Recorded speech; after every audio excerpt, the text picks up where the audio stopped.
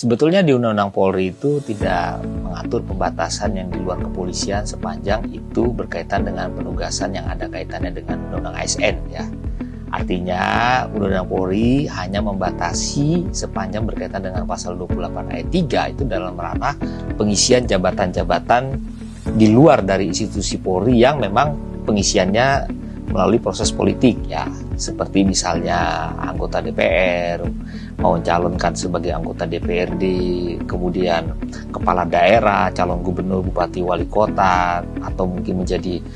menteri ya, itu memang harus mengundurkan diri. Tapi di luar dari itu maka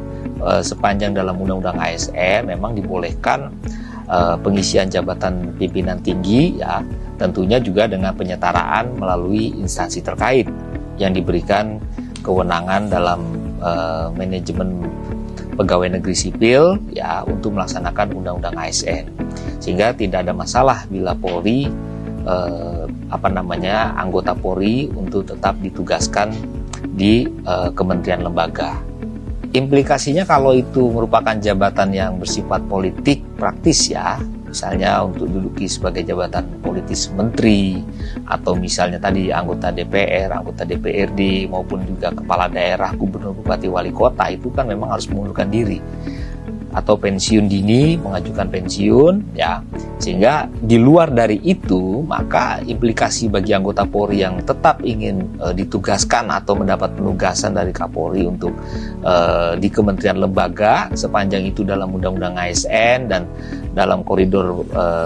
peraturan pemerintah tentang manajemen pegawai negeri sipil dan berkoordinasi dengan Kementerian PAN-RB, saya kira tidak ada persoalan ya, karena undang-undang tidak melarang penugasan anggota Polri aktif untuk ditempatkan di kementerian lembaga sepanjang memang dibutuhkan atau diminta dan ada penyetaraan dari Kementerian PAN-RB terkait dengan posisi dari jabatan-jabatan yang dibutuhkan tersebut. Dengan putusan MK pada hari ini posisinya Polri tetap sah untuk memberikan penugasan anggota Polri di luar struktur tadi ya, sepanjang itu berkaitan dengan melaksanakan Undang-Undang ASN ya, melaksanakan peraturan pemerintah tentang manajemen pegawai negeri sipil, tidak ada persoalan ya. Jadi tetap sah